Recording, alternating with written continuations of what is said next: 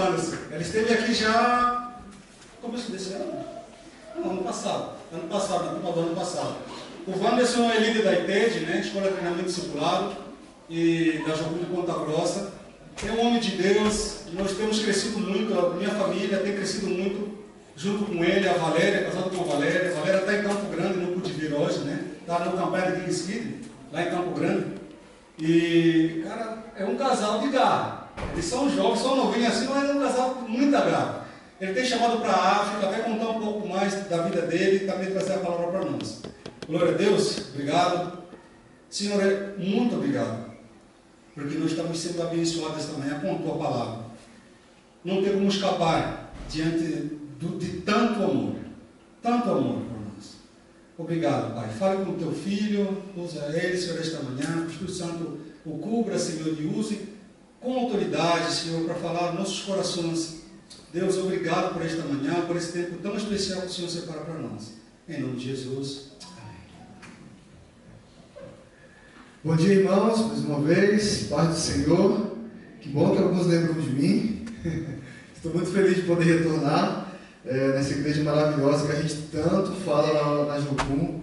Pastor Isaías, pastora Isabel, que nos abençoa lá, né, quase todo ano, assim, toda turma que vai lá fazer a escola de treinamento e discipulado é abençoado pelo conhecimento do pastor, da pastora também. Então, meu coração se enche de alegria e de gratidão porque vocês puderam liberar ele para poder ir lá, né?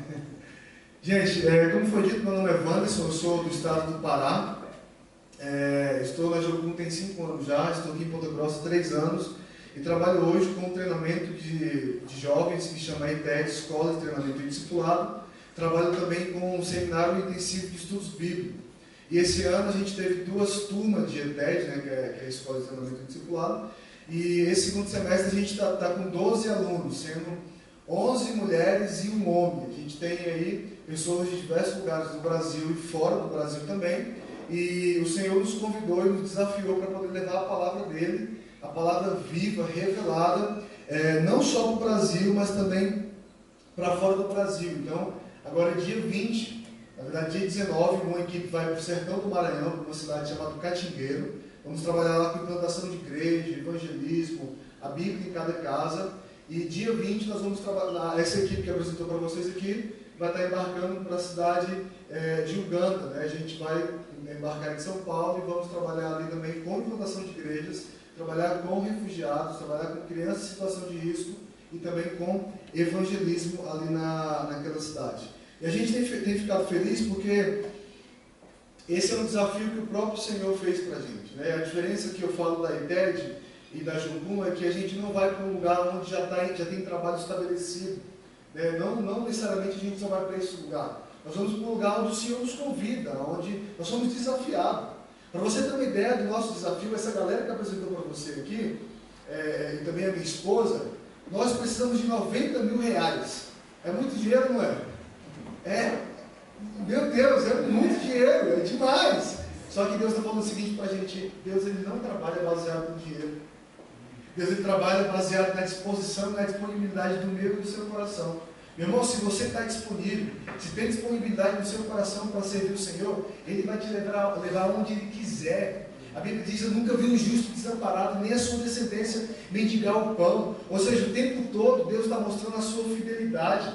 O tempo todo Deus está demonstrando que Ele é o dono do ouro e da prata. O tempo todo Deus está falando para a gente: ei, pessoal, nação brasileira, eu não perdi o controle.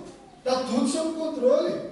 Por mais que a gente olhe para a política do nosso Brasil, a gente olha para essa bagunça toda que está, a gente fala assim: nossa, vai virar aqui, o que vai virar o Brasil, né? Mas o Senhor está dizendo: eu não perdi o controle.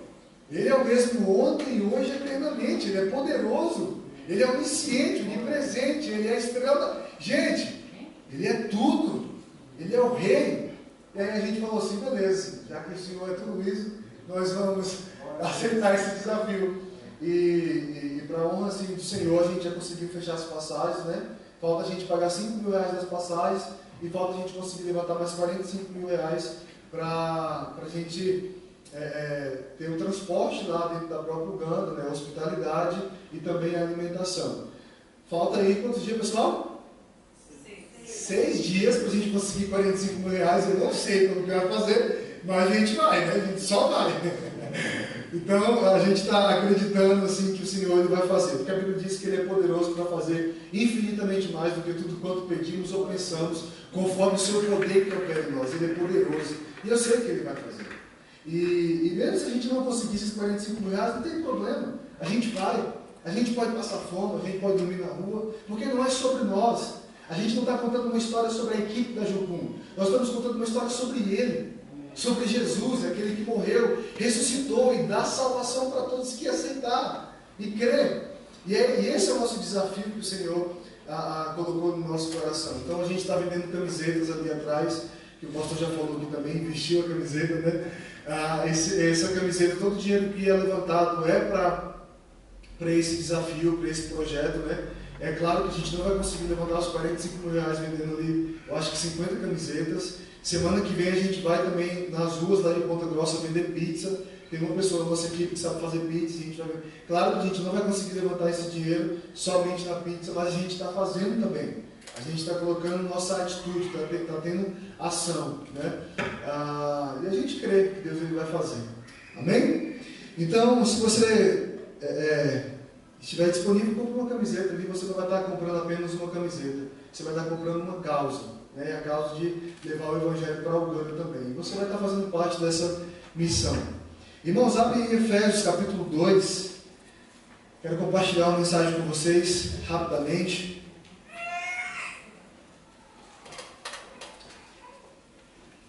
Estou feliz também, gente, porque hoje estou fazendo 1 ano de casado, olha só.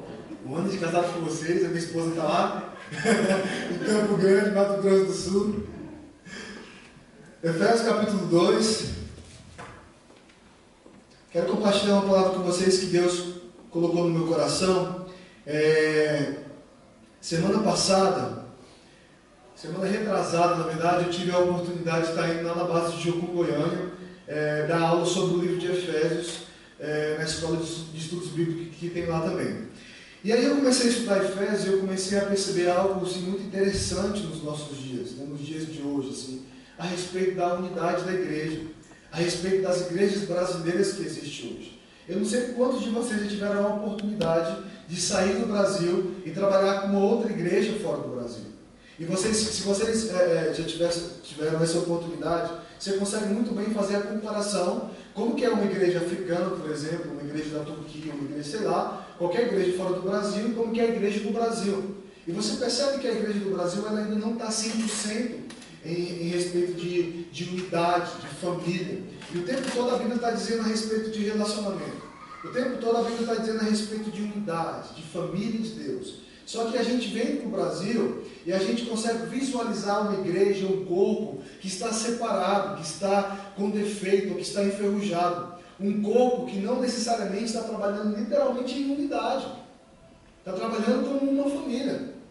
Uma cidade onde começa a competir com outros irmãos de outra igreja. Não estou falando que é o nosso caso dessa igreja. Eu estou falando que é o caso da igreja brasileira. Uma igreja preconceituosa. Uma igreja que olha a placa da outra igreja e começa a falar mal. Uma igreja que olha programas de TV de outras igrejas por aí e já começa a falar mal, e começa a meter o pau mesmo. Só que na verdade, por mais que eles façam algumas coisas que não é legal aos nossos olhos, a Bíblia está dizendo que eles fazem parte da mesma família. A Bíblia está dizendo que eles fazem parte do mesmo corpo. E é sobre isso que eu quero compartilhar com vocês, a respeito dessa unidade da igreja e a respeito também de uma mesa que Deus colocou para a gente. De uma mesa que Deus estabeleceu para que todos sentassem nesse lugar. E uma coisa que eu tenho aprendido, pregando sobre isso aqui, não é a primeira vez que eu prego, acho que é a terceira vez que eu vou falar sobre esse tema aqui, eu tenho aprendido que existe lugar na mesa para mim. Existe lugar na mesa do Pai. Por mais que nessa mesa existam algumas pessoas que são estrangeiras, existe o meu lugar está lá, garantido. E eu não quero continuar falando, senão eu já vou pular do final aqui para o começo. Capítulo 2 de Efésios, a gente vai ler o capítulo todo. Peço que você me acompanhe aí na sua Bíblia. Amém? Verso 1. Ele vos deu vida, estando vós mortos nos vossos delitos e pecados, nos quais andastes outrora, segundo o curso desse mundo, segundo o príncipe da potestade do ar, do espírito que agora atua nos filhos da desobediência, entre os quais também todos nós andamos outrora, segundo as inclinações da nossa carne, fazendo a vontade da carne e dos pensamentos, e éramos, por natureza, filhos da ira, como também os demais. Mas Deus, sendo rico em misericórdia, por causa do grande amor com que nos amou, e estando nós mortos em nossos delitos, nos deu vida, e juntamente com Cristo, pela graça, sois salvos. E juntamente com Ele nos ressuscitou e nos fez assentar nos lugares celestiais em Cristo Jesus. Verso 7. Para mostrar nos séculos vindouros a suprema riqueza da sua graça em bondade para conosco em Cristo Jesus. Porque pela graça sois salvos mediante a fé. E isto não vem de vós, é dom de Deus, não de obras para que ninguém se glorie. Verso 10. Pois somos feitura dele, criados em Cristo Jesus, para boas obras, as quais Deus de antemão preparou para que andássemos nela. Portanto, lembrai-vos de que outrora vós, gentios da carne, chamados incircuncisão, por aqueles que se titulam circuncisos, na carne por mãos humanas. Naquele tempo, estáveis sem Cristo, separados da comunidade de Israel, e estranhos às alianças da promessa, não tendo esperança e sem Deus no mundo. Verso 13. Mas agora, em Cristo Jesus, vós que antes estavam longe, fostes aproximados pelo sangue de Cristo, porque Ele é a nossa paz, o qual de ambos fez um, e tendo derribado a parede da separação que estava no meio à inimizade, aboliu na sua carne a lei dos mandamentos, na forma de ordenanças, para que dos dois criasse em si mesmo um novo homem, fazendo a paz. E reconciliou ambos em um só corpo, com Deus, por intermédio da cruz, destruindo por ela a inimizade, e vindo, evangelizou a paz a vós outros que estavam longe, e paz também aos que estavam perto, porque por ele ambos temos acesso ao Pai em um Espírito. Verso 19. Assim já não sois estrangeiros e peregrinos, mas co-cidadãos dos santos, e sois da família de Deus, edificados sobre os fundamentos dos apóstolos e profetas, sendo ele mesmo, Cristo Jesus, a pedra angular, no qual todo o edifício bem ajustado cresce para santuário dedicado ao Senhor, no qual também vós juntamente estáis sendo edificados para a habitação de Deus no Espírito. Amém? Vamos orar? Senhor, obrigado por essa oportunidade, obrigado pela tua palavra rema e revelada, obrigado porque a tua palavra é viva e eficaz, é mais cortante do que uma espada de dois gumes. Peço ao Senhor que o Senhor possa ministrar essa palavra no nosso coração. Sinta a vontade nesse lugar, tenha o controle de tudo. Te peço que as minhas anotações não venham atrapalhar aquilo que o Senhor quer falar para a gente nessa manhã, Pai. Em nome de Jesus. Amém. Irmãos, ano passado eu tive a oportunidade de poder ir nessa cidade aqui em Éfeso, na Turquia. Cheguei lá, eu tive uma outra perspectiva desse livro. Porque todo mundo se lê e se prega sobre esse livro. Guerra espiritual, pega capítulo número 6 de Efésios. É ou não é? Predestinação, pega capítulo número 1 de Efésios. Identidade, pega capítulo 1, 2, 3, 4, 5, 6 de Efésios, que fala sobre identidade. Ou seja, esse livro é um livro que dá para a gente trabalhar um monte de tempo em cima dele aqui. Só que eu quero passar para você, antes da gente entrar nesse texto que a gente leu, um pouquinho do contexto histórico, do que acontecia naquela época. Esse livro ele foi escrito mais ou menos em 62 a 64. Foi escrito pelo apóstolo Paulo, e quando Paulo escreveu essa carta, Paulo estava preso. Por esse motivo que a carta de Efésios existe 6 capítulos, porque os 3 primeiros capítulos é uma causa, e os 3 últimos capítulos é uma ação, ou seja, um conselho e uma prática. E Paulo está dando esse conselho para quem? Para a igreja de Efésios. Não necessariamente para uma pessoa, como a gente vê ali em Timóteo, que é escrito para Timóteo, né? Como a gente vê em outras cartas também. Efésios é escrito para uma comunidade, para uma igreja, para os santos e fiéis que viviam em Éfeso naquela época. Essa igreja aqui, essa cidade, o que acontecia lá nessa cidade, gente? Existia uma deusa chamada deusa Diana. Eu não sei se você já ouviu falar dela por aí.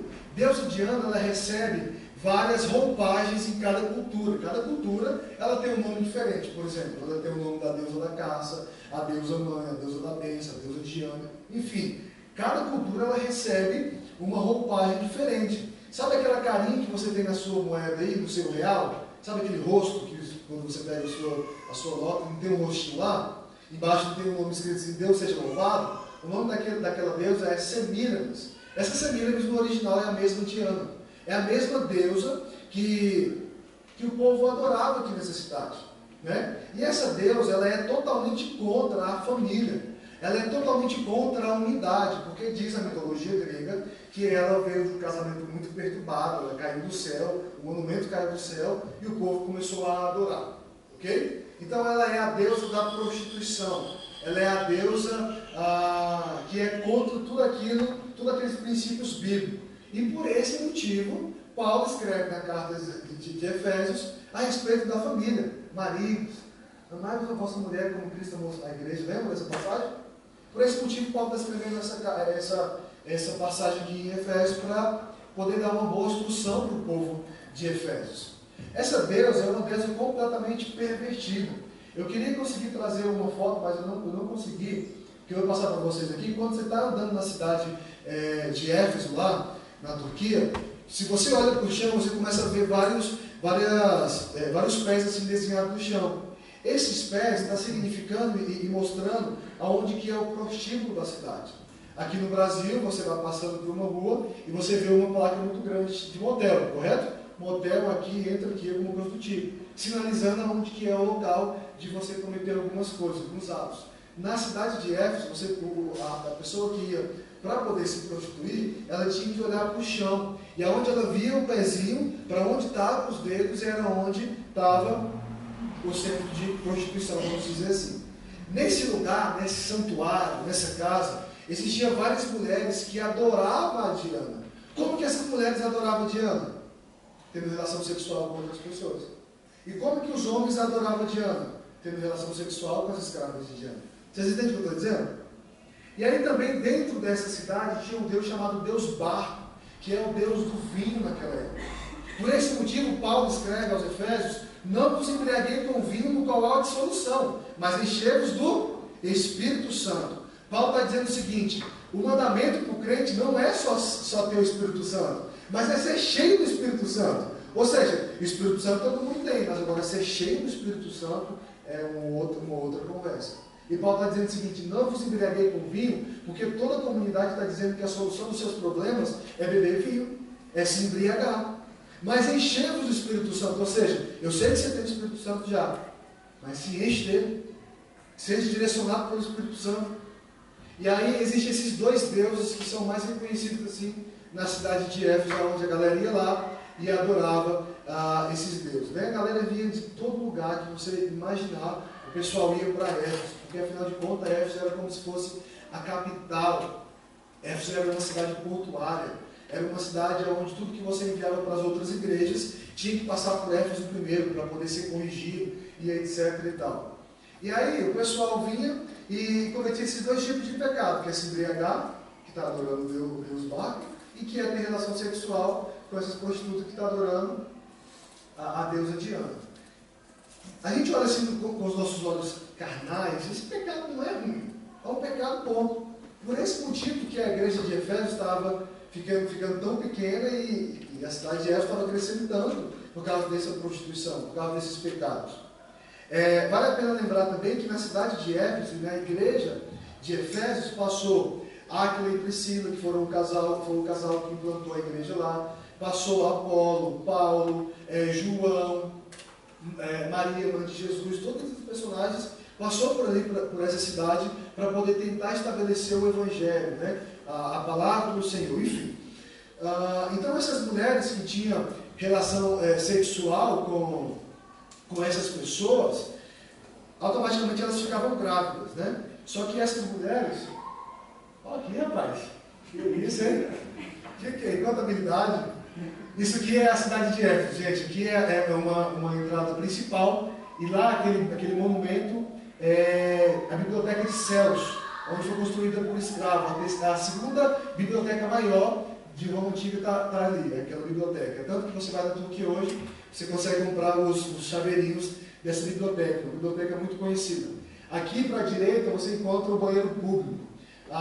Aí quando você continua, você vai encontrar onde que é o teatro, onde Paulo brigou com feras e tudo mais, onde Paulo, tudo isso está escrito lá em Atos, tá? Onde Paulo brigou com feras e foi expulso da cidade, porque ele estava dizendo que Diana não era a deusa dos Efésios. E aí uma multidão de pessoas se levantou e começou a dizer: grande é Diana, deusa dos Efésios, enfim. Como eu estava falando, essas mulheres que estavam grávidas, elas não poderiam sair do centro de prostituição, vamos falar assim, para poder criar os seus filhos. Elas deveriam dar à luz e levar para o templo de Diana. O templo de Diana era uma das 7 maravilhas do mundo antigo. Eu não sei se o irmão consegue encontrar aí também. Templo de Diana, só para a gente ter uma ideia aqui, era um templo gigantesco, muito bonito, enorme. Por esse motivo que Paulo também fala aqui sobre os fundamentos do santuário. Paulo está de frente com esse santuário da Diana e ele começa a dizer. Agora a gente entra no texto. Então essas mulheres davam à luz e ia lá nesse templo, nesse santuário, e oferecia as crianças para essa deusa. Chegando lá, não tinha ninguém para cuidar das crianças. As crianças ficavam chorando. As crianças do tamanho da criança que foi apresentada aqui hoje. Recém-nascida.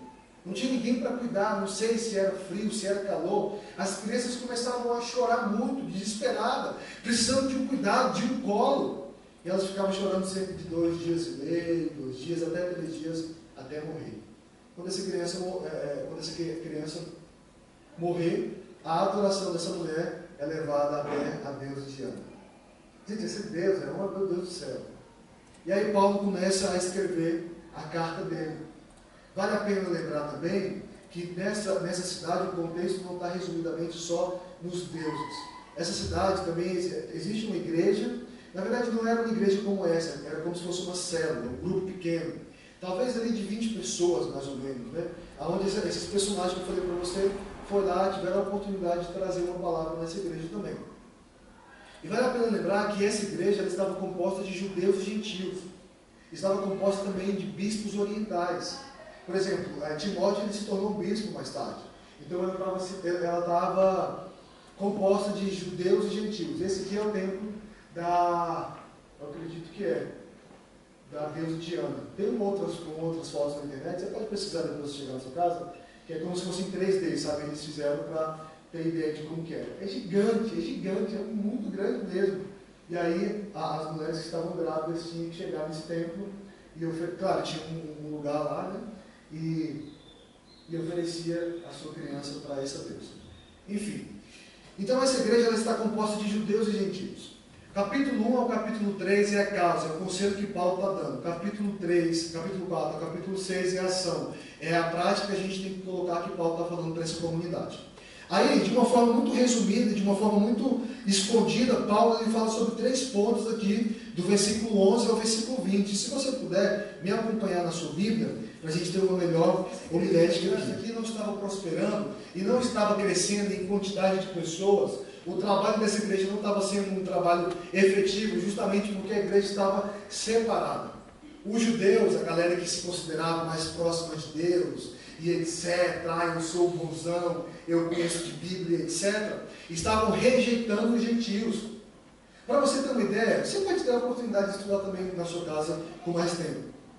Os judeus olhavam para o gentio e falavam o seguinte: vocês, gentios, para mim é considerado como combustível do fogo do inferno.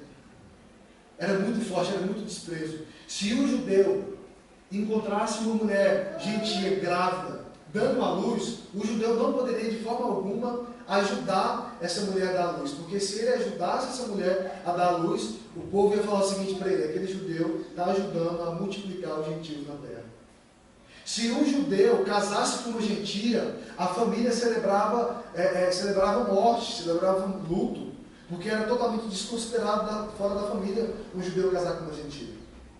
Todos os dias o judeu fazia essa oração: Senhor, eu te dou graças porque eu não sou um gentio. Ou seja, essa igreja estava totalmente separada, estava totalmente assim, um conflito enorme. É como se fosse aquelas igrejas que você entra e do lado direito ficavam os judeus e do lado esquerdo os gentios. Ou se entrasse, né? Ou se tivesse assim, talvez teria um culto para os judeus e um outro culto para os gentios, não sei, não faço ideia.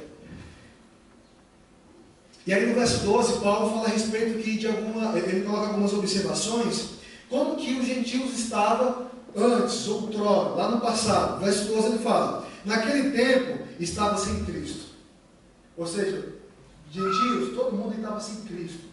Você não tinha mais um relacionamento com Cristo, você não tinha uma identidade, você não sabia como se aproximar e como se relacionar com esse Cristo.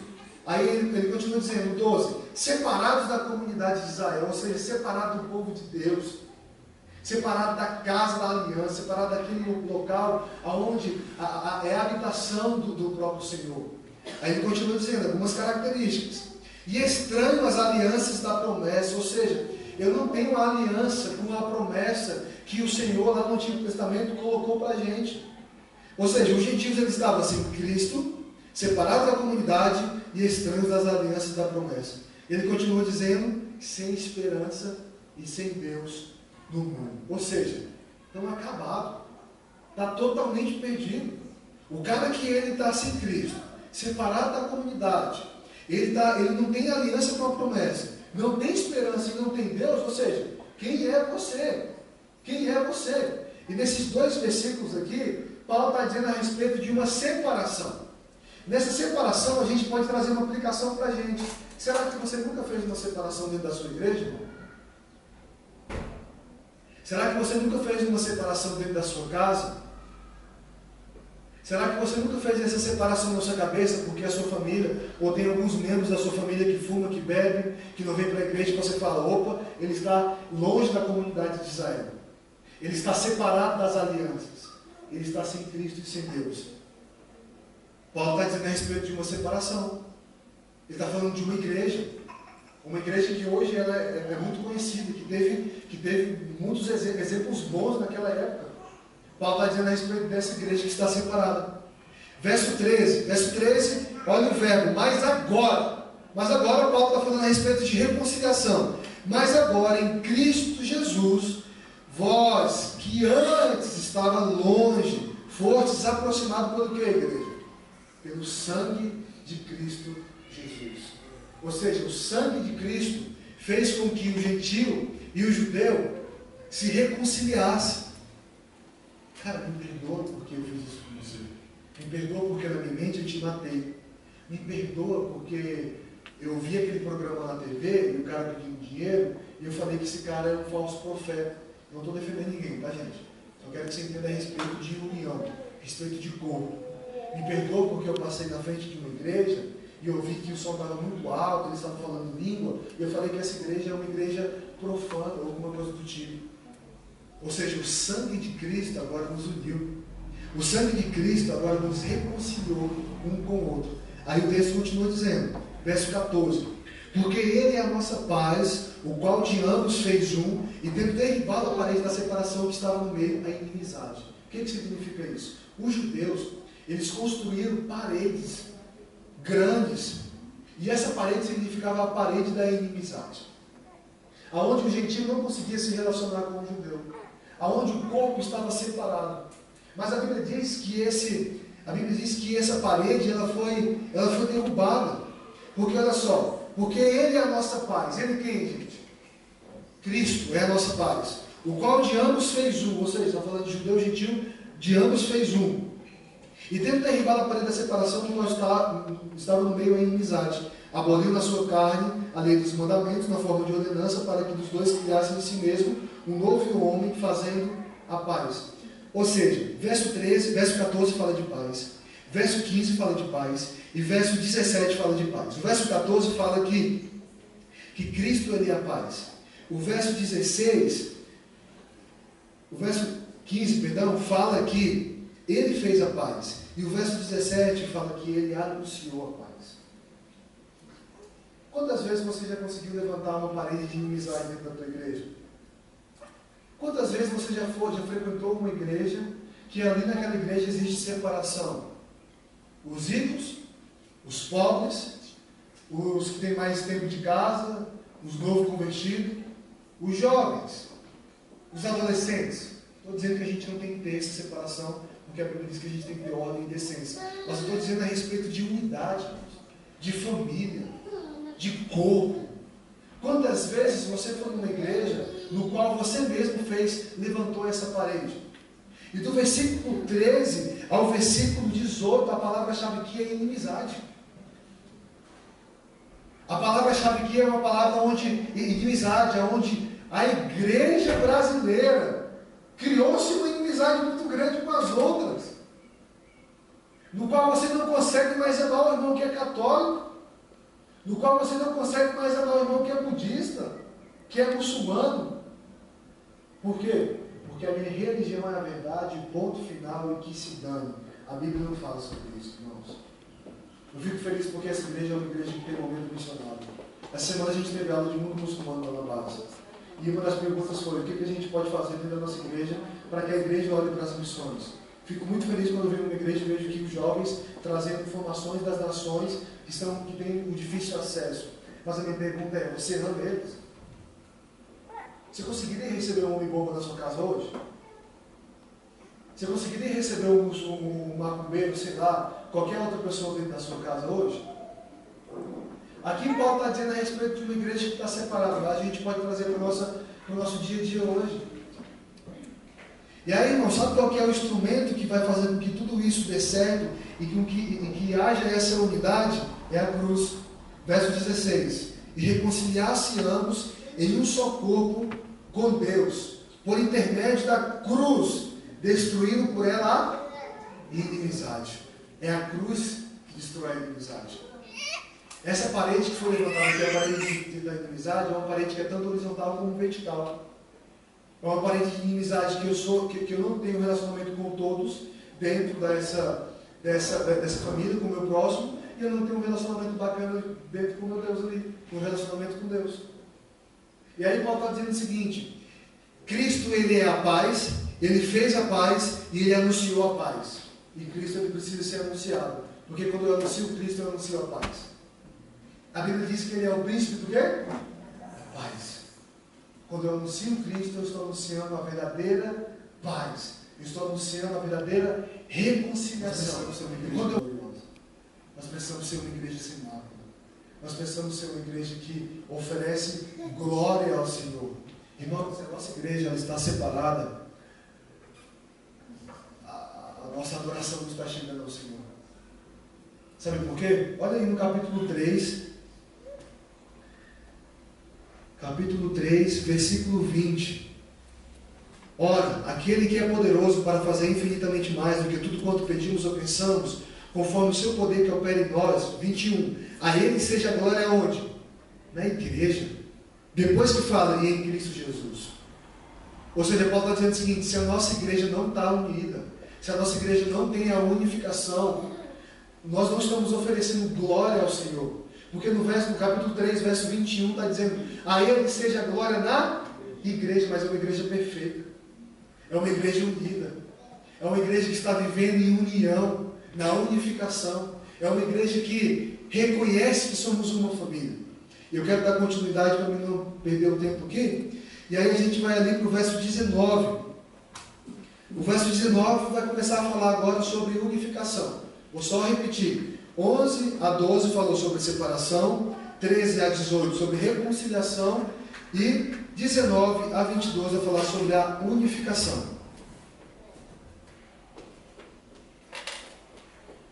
19. Assim já não sois estrangeiros e peregrinos, mas cidadãos dos santos, e sois da família de Deus, edificados sobre o fundamento dos apóstolos e profetas, sendo ele mesmo, Cristo Jesus, a pedra angular, no qual todo o edifício bem ajustado cresce para santuário, dedicado do Senhor, no qual também vós juntamente estáis sendo edificados para a habitação de Deus. E ele termina o capítulo. Versículo 19. Assim já não sois estrangeiro. Ou seja, não existe agora o judeu e o gentio, o rico e o pobre, o alto e o baixo, o gordo e o magro. Não existe mais.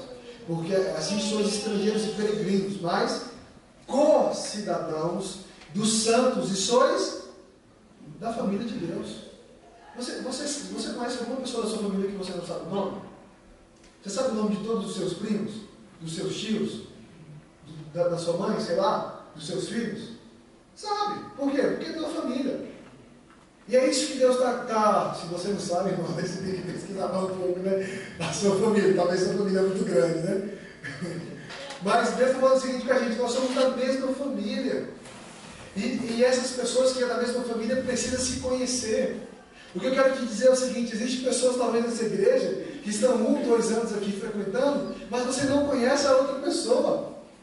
Você nunca se abriu para ela. Você nunca tomou um café com essa outra pessoa. Eu não sei aqui, mas no Pará, quando eu via um irmão da igreja na rua, tinha uns caras que eram mais metidinhos assim, né, mais chique. Eles não falavam comigo, não, pastor. Eu era meu convertido, né, falava, porque ele é irmão da igreja. Ô irmão, Pai do Senhor, irmão. Virava a cara aqui, eu falei, mas meu Deus do céu, o que está acontecendo? E o Senhor está dizendo para a gente que a gente precisa viver em unidade, na unificação. Agora a gente não é mais estrangeiros, a gente não é mais peregrino, agora nós somos da mesma família. Da mesma família. E significa que a gente precisa proporcionar momentos para que a gente esteja mais juntos. Porque a igreja brasileira ela precisa se unir, irmãos. Unir forças. Porque vai chegar um tempo de perseguição nesse país. Isso não sou eu que estou falando, alguma coisa do tipo, é Deus. E não é a primeira vez que eu estou escutando isso. Várias pessoas que estão dentro da Jocum, que estão se reunindo constantemente, estão ouvindo isso de Deus. Deus está dizendo o seguinte: a gente precisa se unir, se apegar mais à Bíblia, ler mais Bíblia, porque vai chegar um tempo que a gente vai ser perseguido. Vai chegar um tempo que as coisas vão ficar difíceis para a gente. Nós somos família. E família chora com quem chora. Família sorri com quem está sorrindo. Família pede perdão. Família briga. Família se diverte. Família joga futebol. Família toma um café. Almoça junto. Somos família. Qual foi a última vez que você foi na casa de um irmão que é crente e perguntou para eles que está tudo bem? Qual foi a última vez que você foi no seu vizinho, que você sabendo que ele é cristão, e você ofereceu uma oração para ele, sei lá, alguma coisa do tipo? Nós somos chamados a ser ministros da reconciliação. A cruz veio para reconciliar, mas tem muitos relacionamentos quebrados. Sabe por quê? Porque tem muita gente matura dentro da igreja. Isso não é um pecado. Isso não é errado. Mas significa que eu, que sou maduro, preciso ter longanimidade com quem não é maduro. Mas o que acontece hoje? Numa conversa, tem uma desavença, uma separação, uma briga, alguma coisa do tipo, e aquele cara dentro da igreja é o pior pecador. E eu já não me relaciono com ele. Eu já não falo mais com ele. Por quê? Porque ele foi maduro. Ou alguma coisa do tipo. Não é tempo de julgar as pessoas mais. É tempo de amar. Segurar na mão e caminhar junto, entende? Vamos junto. Estou contigo. Irmão, só para você ter uma ideia do que eu estou falando para você, e isso me preocupa muito. Hoje, se faz 1 ano de casado. Eu estou muito feliz. Queria muito minha esposa do meu lado. Mas não tenho agora, né? Tenho que aguentar. Mas eu estou muito feliz. Porque eu fiz 1 ano de casado. Mas nesse 1 ano de casado, não teve ninguém que caminhou comigo, que é a minha esposa.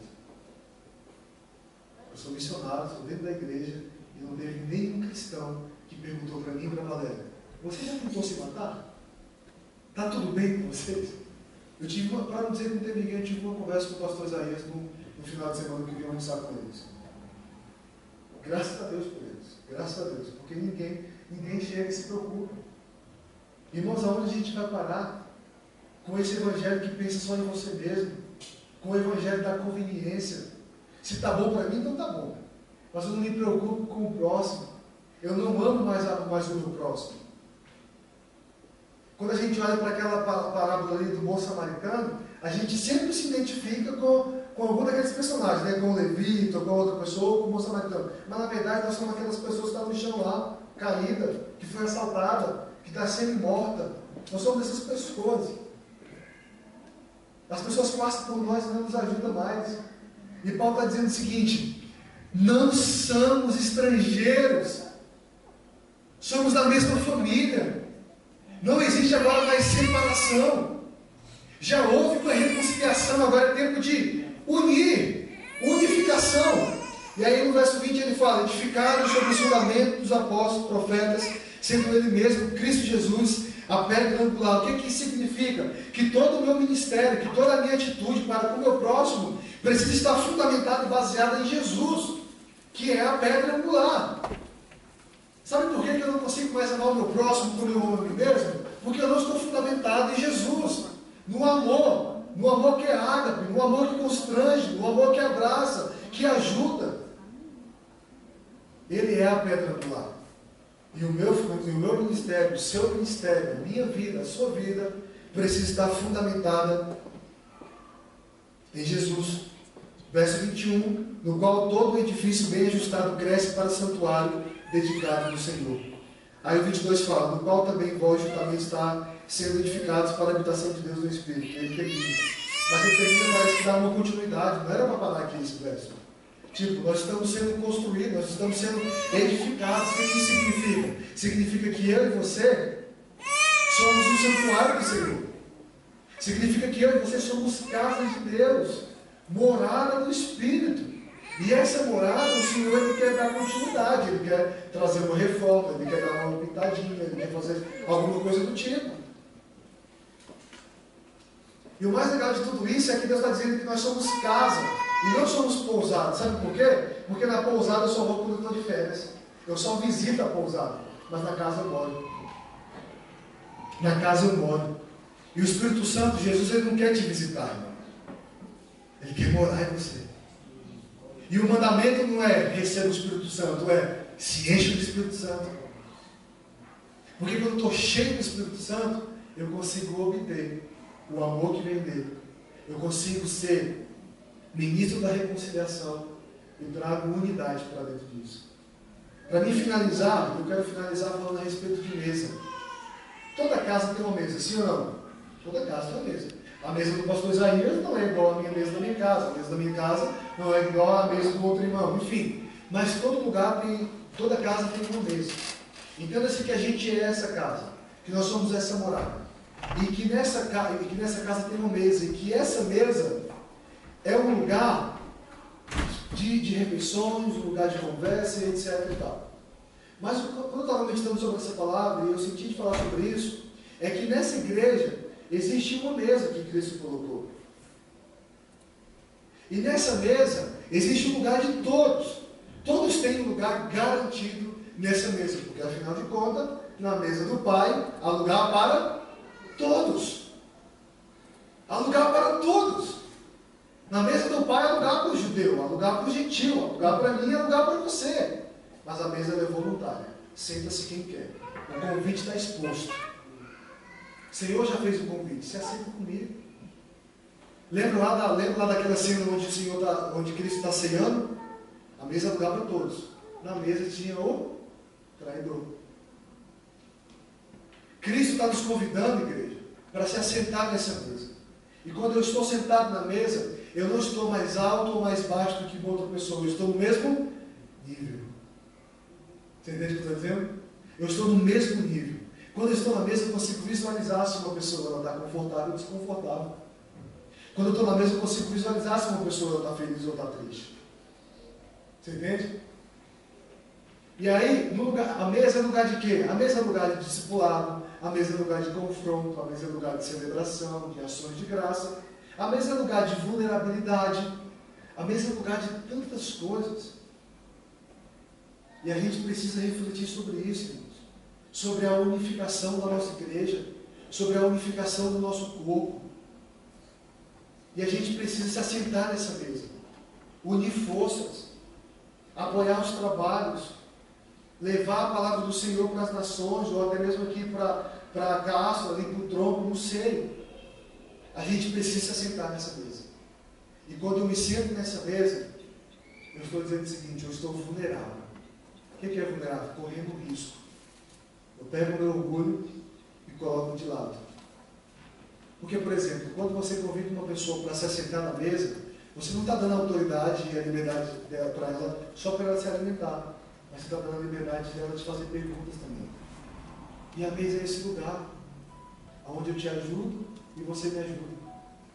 A mesa é esse lugar de discipulado, de que tem que ter confronto, tem que ter ações de graça, celebração. A mesa é esse lugar de olhar dentro dos olhos, de estar sentado no mesmo nível. Mas quando eu olho para a igreja brasileira tem muitas pessoas sentadas no sofá, olhando para a atração e perdendo aquilo que Deus quer dar para a gente. E uma coisa que Deus falou para mim nesses últimos dias é: ou a gente se alinha, ou a gente perde aquilo que Deus tem para a gente. Irmãos, eu não sei porque eu estou falando isso. Também não estou falando para vocês que vocês são uma igreja totalmente disso. Não estou falando isso, não me entenda mal. Mas estou dizendo que nós precisamos se unir. Precisamos viver em família. Nós somos parte do mesmo corpo, membros do mesmo corpo. E eu preciso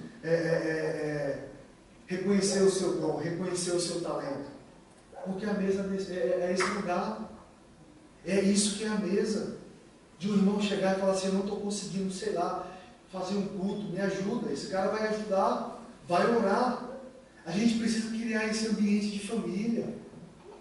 Um ambiente onde tudo não depende apenas do líder da igreja, mas nós somos ministros da reconciliação. Precisamos criar esse ambiente onde você vê alguma situação errada, você mesmo pode reconciliar aquela situação. E não necessariamente ligar para o pastor e falar: fulano de tal xingou o outro. Vem aqui. Seja ministro. Seja corpo. Exerce a sua função. Ministro da reconciliação. Convida essa pessoa a se assentar na mesa. E o legal de tudo isso é que a mesa ela é voluntária. Você não pode obrigar uma outra pessoa a se assentar na mesa. O convite está exposto, igreja. A mesa é lugar para todos. A mesa é lugar para você, é lugar para mim. Somos pecadores? Sim, corretamente, somos pecadores. E nessa mesa há lugar para os pecadores. Mas ela é voluntária. Ela é voluntária. Senta-se quem quer. E uma coisa que não pode existir na mesa, sabe o que é, irmão? Julgamento. Sabe por quê? Porque quando eu julgo outra pessoa na mesa, eu estou dizendo para ela: eu não tenho lugar aqui. Quando eu julgo uma outra pessoa e falo assim: esse cara faz isso, faz aquilo, e aquilo outro, eu estou dizendo para ela: levanta-se e saia dessa mesa, porque aqui não é lugar para você. E por esse motivo que a gente consegue visualizar hoje dentro da igreja brasileira várias mesas, todo mundo sentando nas mesas que você mesmo fez. Sabe aquelas pessoas amarguradas que só reclamam da vida? Sabe? Ela tem uma mesa. Naquela mesa só sentam os amargurados. Sabe aquela mesa, aquela pessoa que só murmura, só reclama de tudo? Ela tem uma mesa. E nessa mesa só senta os murmuradores. E assim a gente vai viver a nossa vida. Mas aí a gente olha para a Bíblia e visualiza uma mesa que Cristo colocou, que Cristo sentou e que Cristo está nela. E a gente precisa destruir todas essas outras mesas. A mesa do orgulho, a mesa da murmuração, a mesa da amargura e etc e tal. E a gente precisa se assentar nessa mesa. Na mesa que é Cristo. E essa mesa não necessariamente tem que ter uma mesa com banquete. Não necessariamente tem que ser uma mesa que tem pratos, talheres de prata e uau!